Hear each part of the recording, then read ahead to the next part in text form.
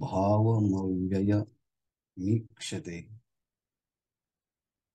अविभक्तं विभक्तेषु तज्ज्ञानं विद्धि सात्विकम्. आता येतोय का आवाज?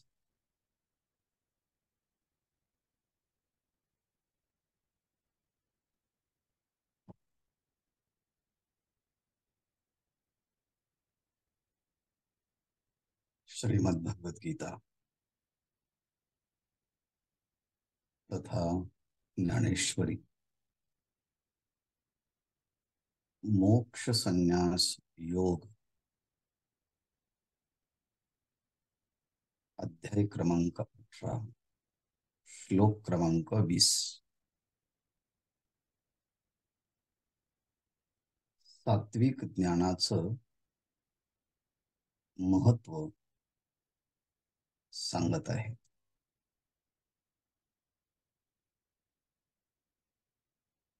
सुरुवातीला सर्वभूतेषु येनैकं भावमव्ययमीक्षते अविभक्तं विभक्तेषु तज्ज्ञानं विद्धि सात्विक. येन विभक्तेषु सर्वभूतेषु एकम अविभक्तम अव्ययम भावम ईक्षते तज्ज्ञानम सात्विकम विद्धि. तज्ज्ञानम सात्विकम विद्धि. तत् म्हणजे ते, ज्ञानम म्हणजे ज्ञान, सात्विकम विद्धि, विद्धि म्हणजे जाण. त्या ज्ञानाला सात्विक ज्ञान आहे असं अर्जुना तू जाण. तच ज्ञानम सात्विकम विद्धि. तत् ज्ञानम सात्विकम विद्धि. ते सात्विक ज्ञान आहे असं अर्जुना तू समज, असं अर्जुना तू जाण. मग सात्विक ज्ञान कशाला म्हणावं? तर येन विभक्तेषु सर्वभूतेषु.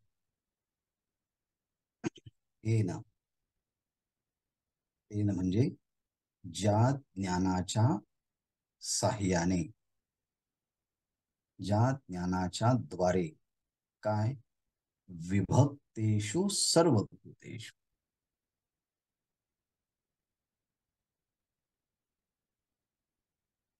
ह्या सृष्टीमध्ये दिसणारे हे सगळे भिन्न भिन्न असलेले प्राणी मात्र. विभक्त म्हणजे वेगवेगळे, विभक्त म्हणजे भिन्न भिन्न, अलग अलग.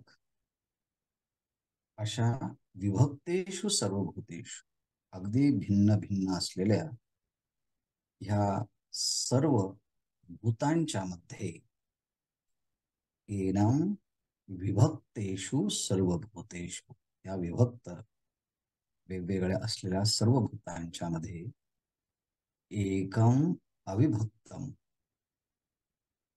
एक आणि अविभक्त, अव्ययम भावम, एक आहे आणि अविभक्त आहे.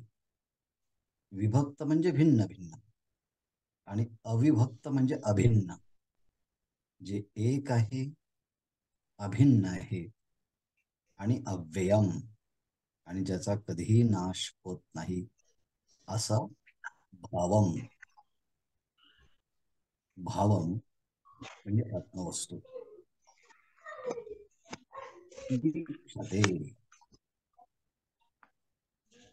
जो पाहतो.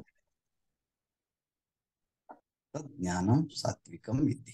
त्या ज्ञानाला सात्विक असं म्हणा.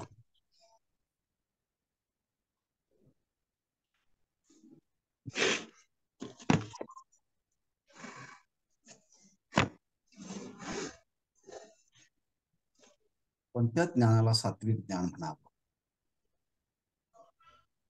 तर ज्या ज्ञानाच्या साह्यानं भिन्न भिन्न असणाऱ्या सर्व भूतांच्या मध्ये एक अविभक्त आणि अव्यय असणाऱ्या आत्मतत्वाला जो पाहतो त्या पाहण्याला सात्विक ज्ञान म्हणतात. तज्ज्ञानम सात्विकम विद्धि. कोणाचा ऑडिओ चालू आहेत, कृपया बंद करा.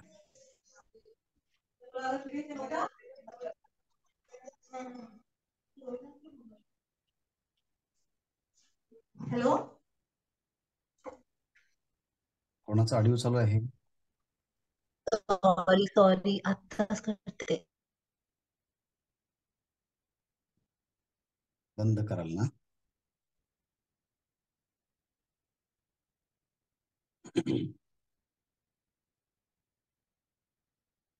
सर्वभूतेषु सर्वभूतेषु असं म्हणत असताना अव्यक्तादि स्थावरांतेषु भूतेषु येन ज्ञानेन एकम भावम. वस्तु भाव शब्द हा वस्तुवाची. एकम आत्मवस्तु इत्यर्थः. अयम न वेति स्वात्मना स्वधर्मणे स्वधर्मेण वा कूटस्थम इत्यर्थः. ईक्षते पश्यति येन ज्ञानेन तंच भावम अविभक्तम प्रतिदेहम विभक्तेषु देह भूतेषु न विभक्तम तत् आत्मवस्तु योमवत् निरंतरम इत्यर्थः. तज्ज्ञानं साक्षात् सम्यक् दर्शनम अद्वैतात्म विषयम सात्विकम विद्धि इति.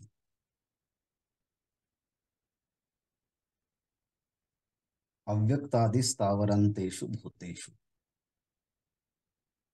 म्हणजे अव्यक्तापासून तर स्थावरापर्यंत या देहाच्या भेदाने भिन्न भिन्न असलेले सर्व जे प्राणी मात्र आहेत, त्या प्राणी मात्रांच्या ठिकाणी ज्ञानाच्या योगाने जे पुरुष साधक स्वरूपाने किंवा धर्माच्या योगाने नाश न पावणारी अशी जी अव्यय वस्तू आहे, म्हणजे कुटस्थ नित्य अविनाशी आत्मवस्तू जी आहे, तो आत्मा भिन्न भिन्न देह असतानाही विभक्त होत नसून आकाशाप्रमाणे सर्व वस्तू पदार्थांना व्यापून जो अवलोकन करीत असतो, अर्थात अद्वैत आत्मदर्शन रूपी ज्ञान, त्या ज्ञानाला सात्विक ज्ञान समजावं. आणि भाव शब्दाचा अर्थ होतो असणे. असणं रूप कोण असेल तर तो परमात्मा आहे. अशी आत्मवस्तू की जी अव्यय स्वरूपाची आहे, तिचा स्वरूपाने नाश होत नाही किंवा धर्माद्वाराही ज्याचा नाश होत नाही, असं कुटस्थ नित्य आत्मतत्व जे आहे ना, असं ज्याच्यामुळे ज्ञान होतं, त्या ज्ञानाला सात्विक ज्ञान असं म्हणतात.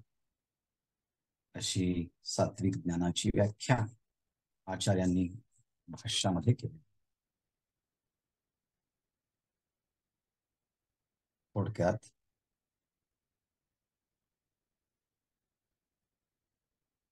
सर्व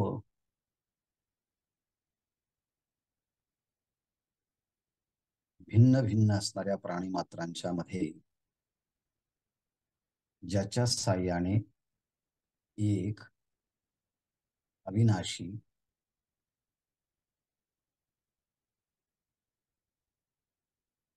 तत्व जाणलं जातं, ते सात्विक ज्ञान आहे.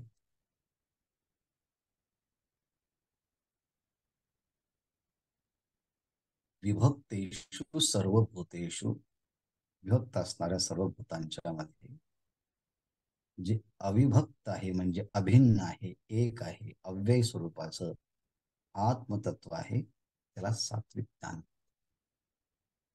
म्हणजे विविध वस्तूंच्या मध्ये एक आत्मा पाहणं हे सात्विक ज्ञान आहे.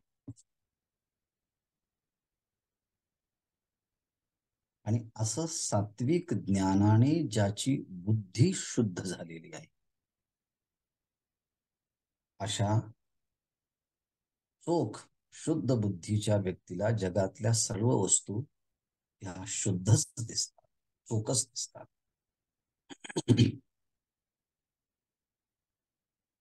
भगवान ज्ञानोबराय म्हणतात, जे दिठी जरी चोख किजे तरी भलतेही चोख सुजे. जर आपली दृष्टी चोख म्हणजे शुद्ध असेल तर भलतेही असं म्हणताना वाटेल तो पदार्थ शुद्ध दिसतो. भलतेही चोख सुजे तैसे ज्ञान शुद्ध लाहिजे सर्वही शुद्ध. त्याप्रमाणे शुद्ध ज्ञानाने सर्व शुद्धच प्राप्त होते. शुद्ध ज्ञाने सर्वही शुद्ध लाहिजे. सर्व ज्ञानाने, शुद्ध ज्ञानाने सगळ्या गोष्टी शुद्धच दिसतात. म्हणून असं असणारं जे सात्विक ज्ञान आहे,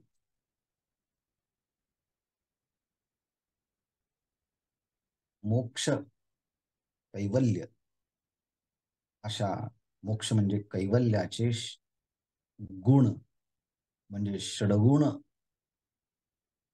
ऐश्वर्य संपन्न असा असणारा ठेवा म्हणजे भगवान श्रीकृष्ण.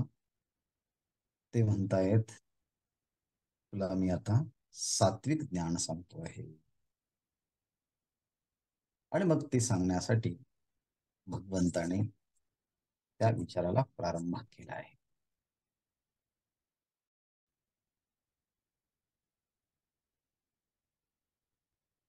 पहा, तरी अर्जुनागा ते पुढे सात्विक ज्ञान चोखडे जयाच्या उदयी ज्ञेय बुडे ज्ञाते निसी.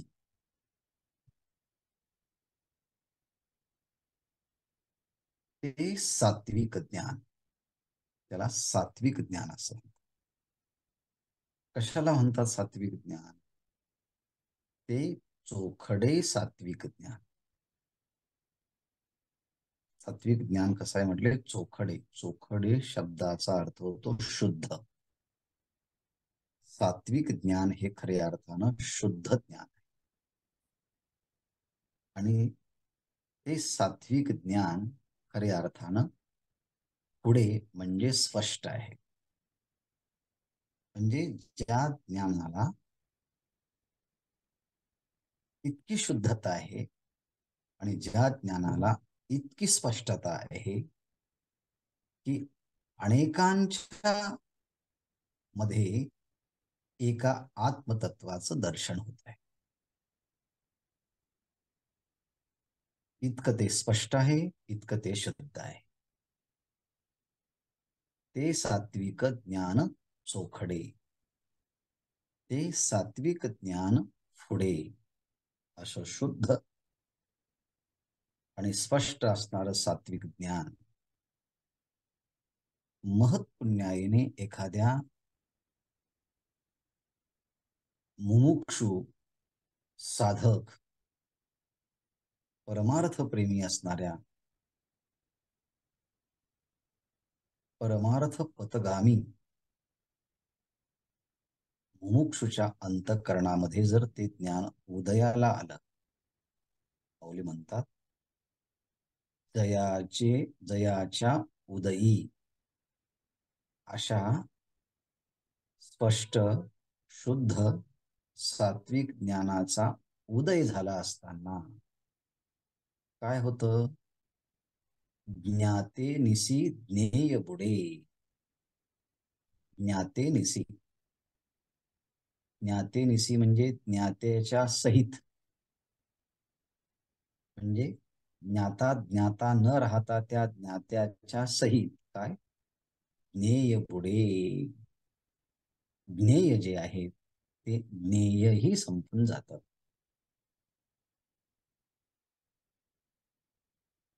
अज्ञानामध्ये ज्ञाता ज्ञान आणि ज्ञेय अशी त्रिपुटी निर्माण होते. परंतु शुद्ध सात्विक ज्ञान जे की स्पष्ट आहे आणि शुद्ध आहे, त्या ज्ञानाचा उदय झाला असताना ज्ञात्यासहित ज्ञेय काय होते बुडे. ज्ञाते निशी ज्ञेय बुडे, ज्ञात्यासहित ज्ञान ज्ञेय बुडून जात. कारण अंतकरण विशिष्ट चैतन्य म्हणजेच हा ज्ञाता आहे. किंवा आणखी टेक्निकल भाषेत सांगायचं ठरलं तर बुद्धीमध्ये प्रतिबिंबित झालेल्या चैतन्यालाच चिदाभास म्हणतात. आणि तो चिदाभास अंतकरणाशी तादात्म्य होऊन अंतकरण आणि अंतकरणाचे धर्म हेच माझे धर्म आहे असं जेव्हा म्हणायला लागतो त्याला जीवात्मा असं. आणि मग तो अंतकरणाच्या उपाधीने सृष्टीकडे जेव्हा पाहायला लागतो तेव्हा तो ज्ञाता होतो आणि जे जाणायचं ते ज्ञेय होतं. पण सात्विक ज्ञान उत्पन्न झाल्यानंतर बुद्धीमध्ये पडलेलं चैतन्याचं प्रतिबिंब ज्याला आपण चिदाभास म्हटलं आणि अंतकरणाचं तादात्म्य धारण केल्यामुळे त्याला जीव. पण सात्विक ज्ञानाच्या मुळे त्या बुद्धीमध्ये प्रतिबिंबित झालेलं जे चैतन्य आहे ते आता अंतकरणाची उपाधीची तादात्म्य धरत नाही, मग अलिप्त रूपाने राहत. मग असा असणारा चिदाभास अंतकरणामध्ये प्रतिबिंबित झालेलं चैतन्य, त्याने तादात्म्य सोडलं की अहंकार जातो आणि अहंकार गेला की चिदाभास हा चित स्वरूप होऊन जातो.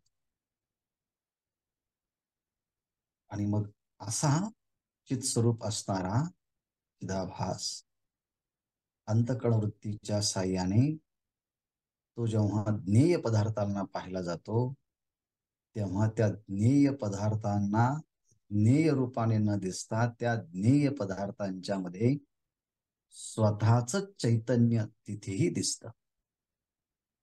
म्हणजे विषय जे आतापर्यंत पाहत होतो त्या विषयाला अधिष्ठान असणारं चैतन्य आणि माझ्या अंतःकरणामध्ये असणारं चैतन्य हे दोन्ही एकच आहे. मग मी मलाच पाहतो पण तिथेही मी आहे, वस्तू उपहित चैतन्य किंवा विषय उपहित चैतन्य. आणि इथेही अंतकरणाच्या उपाधीचं तादात्म्य सोडलं की अंतकरण उपहित चैतन्य ते मी आहे. आणि जी वृत्ती अंतकरणातून विषयांपर्यंत जाते त्या वृत्तीलाही अधिष्ठान चैतन्याचंच आहे. म्हणजे मागेही चैतन्य, पुढेही चैतन्य आणि वृत्तीमध्ये सुद्धा काय आहे चैतन्यच आहे. मग चैतन्यच असल्यामुळे आता ज्ञाता कोणाला पाहणार, ज्ञेयाला पाहणार. पण ज्ञेयाचं स्वरूप आणि ज्ञात्याचं स्वरूप दोन्ही एकच झालं. ज्ञानाचं स्वरूप तेही एकच झालं. आणि म्हणून जयाच्या उदयी ज्या सत्वगुणाच्या ज्ञानाचा उदय झाला असताना ज्ञाते निशी ज्ञेय पुढे ज्ञात्यासहित ज्ञेयासहित ज्ञातेसहित ज्ञेय भाव हा समाप्त होतो. मग खाली काय राहतं? फक्त दृंग मात्र चैतन्य.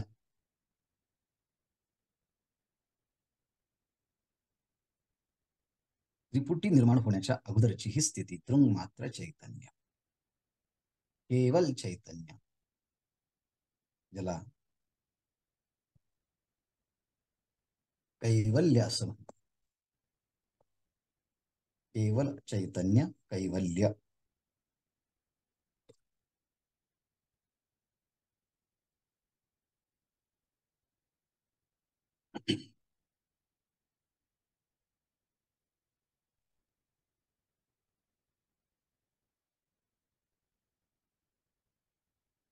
जैसा सूर्य न देखे अंधारे, सरिता नेणी जेती सागरे,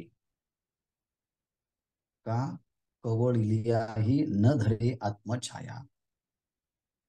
त्रिपुटी कशी मावळली जाते हे सांगण्यासाठी ज्ञानेश्वर महाराजांनी 3 दृष्टांत दिले. तर ज्ञात्यासहित ज्ञेय बुडाल्यानंतर खाली फक्त दृंगमात्र चैतन्य राहील, अद्वैत स्थिती राहील. मग तिथून तुम्ही पहा बरं, भेद दिसतोय का? त्रिपुटी दिसतंय का?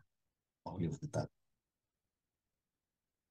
कितीही प्रयत्न केला, कसाही प्रयत्न केला, कुठेही प्रयत्न केला, तरी सुद्धा सूर्य अंधारे न देखे.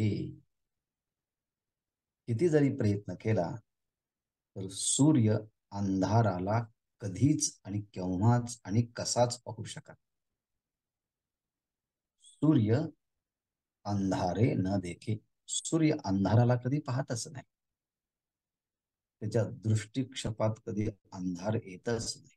पाहायला गेला तर तो स्वतःच प्रकाश असल्यामुळे अंधकार त्याच्या समोर कधी आलाच नाही, येतच नाही.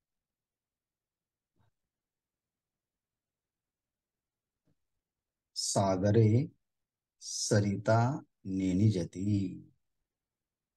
जोपर्यंत नदी समुद्राला प्राप्त होत नाही तोपर्यंत तिला विशिष्ट नाव, विशिष्ट रूप, विशिष्ट वाहण्याची दिशा, उगम पावल्याचं स्थान, आणि ती नदी ज्या समुद्राला प्राप्त होते तो समुद्र, असं सगळं वर्णन जोपर्यंत ती नदी समुद्रामध्ये प्रवेश होत नाही तोपर्यंत. म्हणजेच नदीला समुद्रात प्रवेश करण्याच्या अगोदरच तिची सगळी पास्ट हिस्ट्री तुला सांगता येते. पण एकदा की ती नदी समुद्रामध्ये मिळाली, समुद्राच्या दृष्टीने आता नदी काही पात्र, नदी काही नाव, नदी काही जलविशेष असं काही राहतच नाही. कारण ती स्वतःचं नामरूप विसरून पूर्णपणे समुद्राशी ती तदाकार झालेली असते. म्हणून सागरे सरिता नेणी जेती. समुद्र नद्यांना जाणतच नाही, कारण त्याच्यामध्ये आल्या की नद्या नद्या राहत नाही, तो जाणणार कसं? पोहोचेपर्यंत नद्यांना नामरूप, वाहणीची दिशा असते. पण समुद्रात नदी मिसळल्यानंतर पुन्हा आता तिचं अस्तित्व समाप्त. तिसरं उदाहरण दिलं आहे, कवळलिया आत्मछाया न धरे. म्हटले आपण जिथे जातो, जिकडे जातो, तिकडे जातो, आपल्या बरोबर आपली सावलीच राहते. एवढी प्रामाणिक आपली सावली आहे. म्हणून त्या सावलीचे धन्यवाद देण्याकरता ज्याची सावली आहे त्यांनी त्या सावलीला घट्ट आलिंगन दिलं. माऊली म्हणतात, कवळलिया, तिला छातीशी धरलं असताना, तिला मिठी मारलं असताना आत्मछाया न धरे. आत्मछाया म्हणजे स्वतःची सावली धरली जात नाही. कितीही प्रयत्न केला तर कवळलिया आत्मछाया न धरे. सूर्य अंधारे ने देखे. सूर्य हा अंधाराला पाहू शकत नाही, सागर हा नद्यांना जाणू शकत नाही, आणि मिठी मारली तरी सुद्धा स्वतःची सावली आपल्या हातात पडत नाही. अच्छा.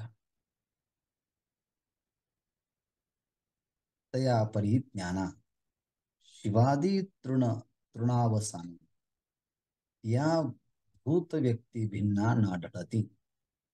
तया परी जया ज्ञाना, त्याप्रमाणे ज्या सात्विक ज्ञानाला, त्या अभेद ज्ञानाला, त्या अद्वैत ज्ञानाला शिवादी तृणावसाना, शिवादी भगवान शंकरांपासून,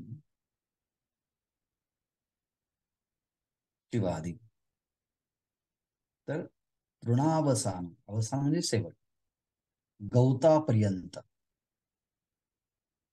भगवान शिवापासून तर गवतापर्यंत काय आहे? भिन्ना भूत व्यक्ती या नाढळती. अर्थात ब्रह्मदेवापासून तर अगदी वाळलेल्या गवताच्या पात्यापर्यंत भिन्न भिन्न असलेले पदार्थ प्रतिबंध करत नाही. भूत व्यक्ती भिन्ना नाढळती. भिन्न भिन्न पदार्थ त्यांना कोणतेही प्रतिबंध करत नाही. म्हणजे त्यांना ते भिन्न भिन्न पदार्थ दिसतच नाही. कशाप्रमाणे? ही भेदाची त्रिपुटी त्यांना दिसत नाही.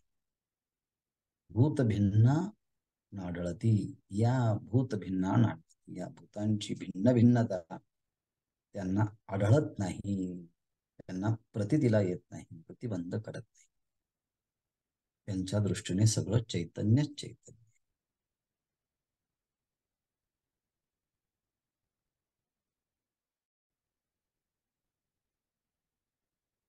मौलीने दृष्टांत देतात. हाते चित्र पाहता, होय पाणी मिठी धुता, का चिवून स्वप्न येता जैसे हो. 3 दृष्टांत दिले आहे. पहिला दृष्टांत, हाते चित्र पाहता. एखाद्या चित्रकाराने पाटीवरती चित्र काढलंय, चित्र रेखाटलंय, हिमालयाचं चित्र काढलंय, गंगेचं चित्र काढलंय, बद्रीनाथाचं चित्र काढलंय, केदारनाथाचं चित्र काढलंय, गंगोत्रीचं चित्र काढलंय, यमुनेत्रीचं चित्र काढलंय. 4 धाम त्याने एका पडद्यावरती चित्राच्या रूपाने रेखाटले आहे. मग आपण त्या चित्राला हात लावून पाहायला गेलो तर, हाते चित्र पाहता, हाताने ते चित्र पाहायला गेलो तर दिसेल का? दिसत नाही. मीठ पाणी धुता, मीठ पाण्याने धुवून स्वच्छ करून पाहिलं तर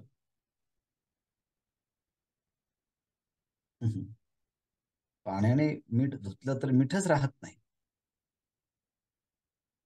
पाटीवरती काढलेले चित्र आपण हाताने शोधून घेण्याचा प्रयत्न करायला लागलो तर चित्रच पुसून जातं, हाती येत नाही.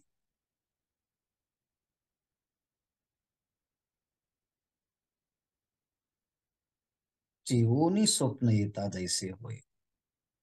जैसे चिवोनी स्वप्न येता.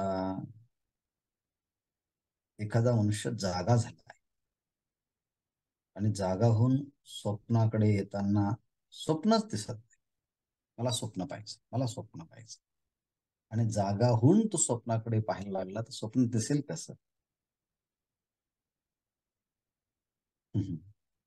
पाठीवरचं चित्र काढलं आहे आणि मला त्या घोड्यावरती बसायचं म्हणून ते घोडा धरायला गेलं तर चित्रच पुसून जाईल.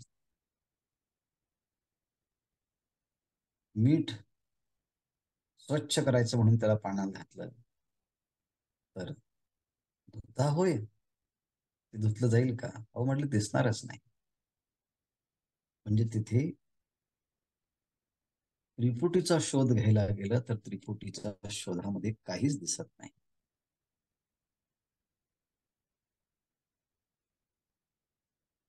दृष्टांत त्यानंतर सिद्धांत सांगतात, तैसे ज्ञान जेणे करिता ज्ञातव्या ते पाहणे, जाणताना जाणणे जाणावे उरे.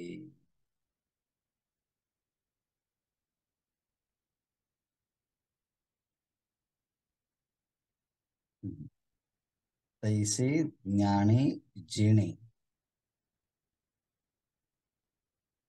तैसे जेणे ज्ञाने, त्याप्रमाणे ज्या ज्ञानाच्या साह्याने, ज्ञान म्हणजे कोणतं?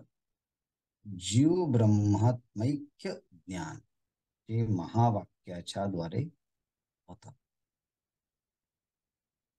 असं महावाक्य जन्य ज्ञान, त्या ज्ञानाने ज्ञेय स्वरूप म्हणजे ब्रह्मस्वरूपाला आत्मरूपाने प्रत्यक्ष केलं असता करिता ज्ञातव्या ते पाहणे, त्या ब्रह्मस्वरूपाला आत्मस्वरूपाला प्रत्यक्ष आता पाहायला गेलं असताना काय होतं? ज्ञाता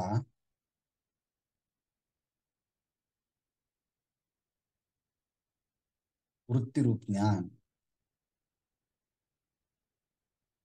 आणि ब्रह्माच्या ठिकाणी असलेलं अज्ञान सापेक्ष असलेलं ज्ञेयत्व काहीच उरत नाही.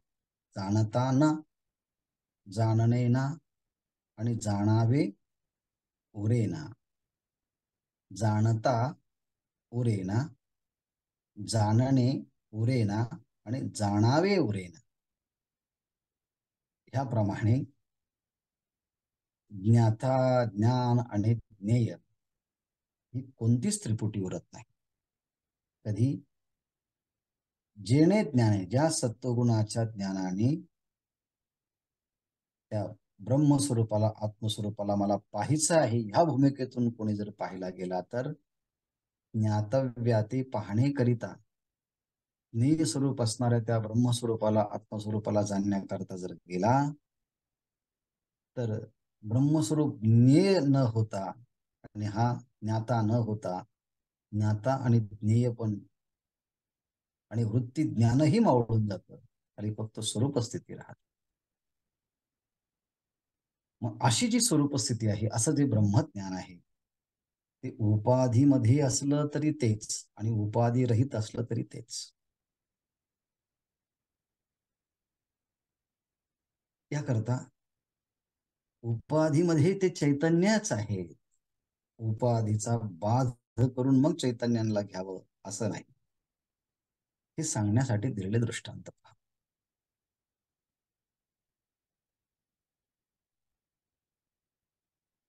लेणी आटोनी सोने न काढिती, आपुलिया आयणी.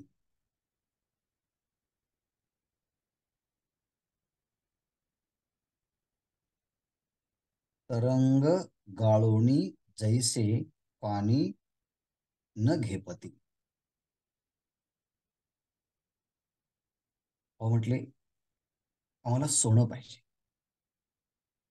आणि यांच्याकडे काय म्हटले? यांच्याकडे सगळे अलंकारच आहे. मग अलंकार असल्यावर आम्हाला सोनं कसं भेटणार? मग काय करा? सगळेची सगळे जे दागिने आहे ना ते सोनाराकडे न्या आणि ते आटवून त्यांचा अलंकाराचा नाम रूपाचा अलंकार आकार नाहीसा करून खाली जे उरेल ते सोनं. असं आहे सोनं का? सोनं अलंकाराच्या कोणत्याही भूमिकेत गेलं तरी ते सोनच. सोने सोने सोने सोनेपणा न उणे, सोन्याच्या सोनेपणामध्ये इतकिंचितही उणे न येता ते सोनच जसं अलंकार रूपाने भाव, सोने सोनेपणा सोने सोनेपणा न उणे, न येताची झालेले नाही. सोन्याच्या सोनेपणामध्ये इतकिंचितही उणेपणा न येता सोन्याला अलंकार होता येतं. आणि जेव्हा जेव्हा ते अलंकार असतं तेव्हा त्या अलंकाराच्या मध्ये सोनंच असतं. सोनं प्राप्त करण्याकरता अलंकारांना आटवावं लागत नाही. मग सोनं हातामध्ये येतं. तर अलंकाराच्या रूपानं सोनंच प्रत्यक्ष आहे. एखाद्याला पाणी प्यायचं, पण तो म्हटलं एवढे तरंग, बुडबुडे, फेस, लाटा. मग मी त्या लाटांना, बुडबुड्यांना, फेसांना पहिल्यांदा गाळतो आणि खाली गाळून घेतल्यानंतर जे शिल्लक राहील ते पाणी. असं आहे का? नाही. तर तरंग असेल तरी त्यामध्ये पाणीच, लाट असेल तरी त्यामध्ये पाणीच, बुडबुडे असतील तरी त्यामध्ये पाणीच, सगळ्या नद्या असल्या तरी त्यामध्ये काय आहे? पाणीच आहे. आणि म्हणून त्या बुडबुड्यांना, तरंगांना बाजूला सारून गाळून घेऊन मग पाणी प्यावं असं आहे का? नाही म्हटले. तसं पण नाही. कारण का? तरंग न घेपत, तरंग गाळोनी पाणी न घेपती जैसे, जैसे तरंग गाळोनी पाणी न घेपती. तरंगाला गाळून घेतलं, गाळलं आणि मग पाणी घेतलं असं आहे. तर तरंगाच्या रूपानं पाणी आहे, बुडबुड्याच्या रूपानं पाणी आहे, फेसाच्या रूपानं पाणी आहे, लाटांच्या रूपानं पाणी आहे, पाणीच पाणी.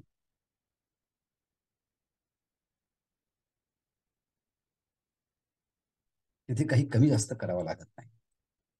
म्हणजे इतरांना त्यामध्ये एकाच पाण्याच्या मध्ये विविध प्रकारचे भेद होतात. आणि असं आहे, जेव्हा आपण आपलं अस्तित्व मिटवायला जातो तेव्हाच खऱ्या अर्थानं अस्तित्वाचा विकास होत असतो.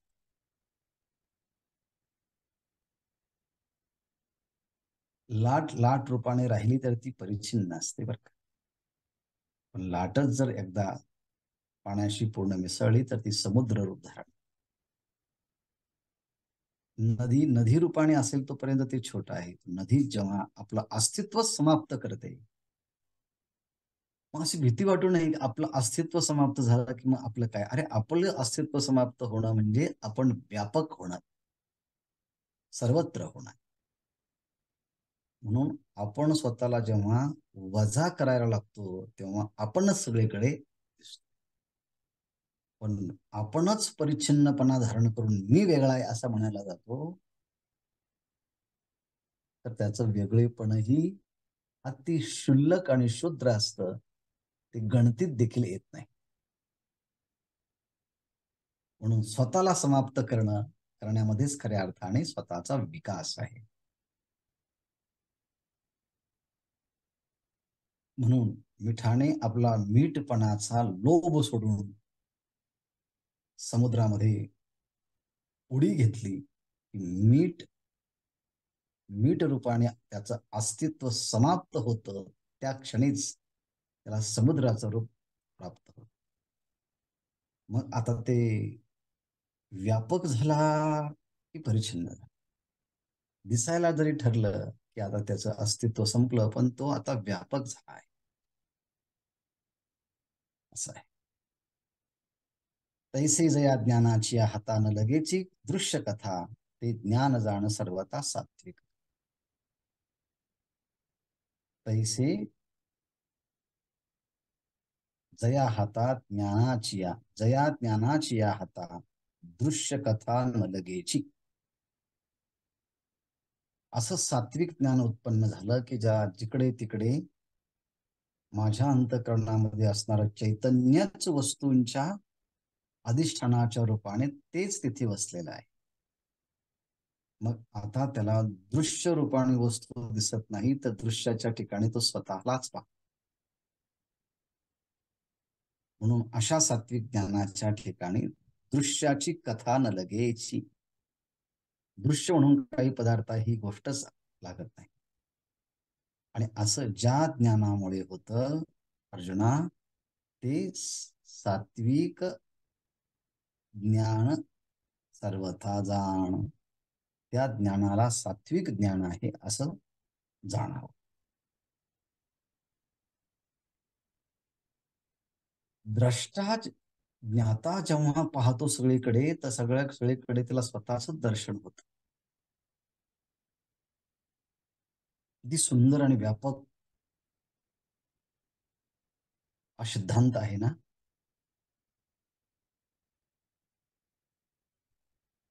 आम्ही जेव्हा पाहतो तेव्हा आम्हाला वस्तू वेगवेगळ्या रूपाने दिसतात आणि आत्मसाक्षात्कारी महापुरुषाला वेगवेगळ्या वस्तूच्या मध्ये स्वतःच दर्शन घडतं. कसं?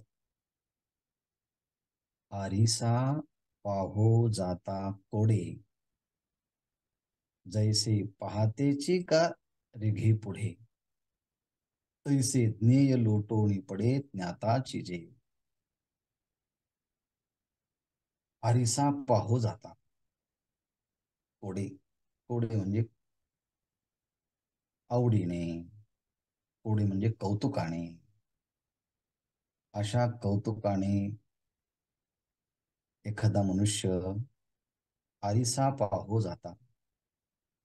कौतुकाने एखाद्या मनुष्याने आरसा पाहण्याकरता तो गेला. आरशामध्ये आरशा पाहण्याकरता गेल्यानंतर डोळे उघडले तर त्या आरशामध्ये आरसा न दिसता आरशामध्ये प्रतिबिंबाच्या रूपाने तोच त्या आरशामध्ये प्रवेश करत आहे, त्याला कळत. म्हणून आपण जेव्हा आरसा पाहतो तेव्हा आरशात आपणच आपल्याला हे जसं तसा हा सत्वगुण संपन्न व्यक्ती जसा व्यक्तीला वस्तूंना भेटतो तेव्हा त्यांच्यामध्ये हा स्वतःलाच पाहतो. आरिसा पाहू जाता पुढे, जैसे पहातेची का रिघे पुढे. पाहणाराच त्या आरशाच्या पुढे प्रत्यक्ष येताना दिसतो. तैसे ज्ञेय लोटोणी पडे ज्ञाताची जे.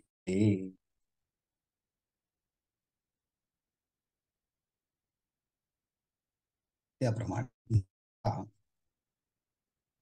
जेव्हा समोर येणाऱ्या विविध वस्तूंना जेव्हा ज्ञेय रूपाने पाहिला जातो तेव्हा ते ज्ञेय बाजूला जाऊन त्या ज्ञेयाच्या नामरूपाच्या रूपाची जी प्रतीती ती न येता तो ज्ञाताच म्हणजे आत्माच त्याला पुढे दिसतोय. म्हणजे घटपटादी पदार्थ त्याला आत्मरूपाने अनुभूतीला येतात, प्रतीतीला येतात. ज्ञेय लोटोनी ज्ञाताची जे. उडते ते सात्विक ज्ञान, मोक्ष लक्ष्मीचे भुवन, हे असो ऐक चिन्ह राजसाचे. हा सात्विक ज्ञानाचा विचार या ठिकाणी सांगितला. उडते ते सात्विक ज्ञान, तेच जे सात्विक ज्ञान आहे ते सात्विक ज्ञान म्हणजे मुक्तिरूपी लक्ष्मीचं मंदिर आहे. मोक्ष लक्ष्मीचे भुवन. मोक्ष हीच लक्ष्मी आणि या मोक्षरूपी लक्ष्मीला राहण्याचा राजवाडा मंदिर कोणतं असेल तर ते आहे सात्विक ज्ञान. हे सगळं सांगून झाल्यानंतर सात्विकतेचा हा भाग संपला. हे असो, पुष्कळ झालं म्हटले. आता ऐक चिन्ह राजसाचे. आता राजस म्हणजे रजगुण जो आहे त्या रजगुणाच्या संबंधाचं लक्षण चिन्ह आता तुम्ही ऐका. मग रजगुणाचा विचार हा 21 क्रमांकाच्या श्लोकामध्ये सुरुवात होतो आणि मग मौलींनी त्याचाही भरपूर असा विस्तार केलेला आहे. म्हणजे जवळजवळ 538 ते 548 अशा ह्या 10 ओव्यांच्या माध्यमातून त्या राजस ज्ञानाची महती भगवंताने स्वतः गायली आहे. तो विचार आपण शेष नंतर पाहूया. तूर्त ह्या ठिकाणी थांबू. ओम पूर्णमदः पूर्णमिदं पूर्णात् पूर्णमुदच्यते पूर्णस्य पूर्णमादाय पूर्णमेवावशिष्यते.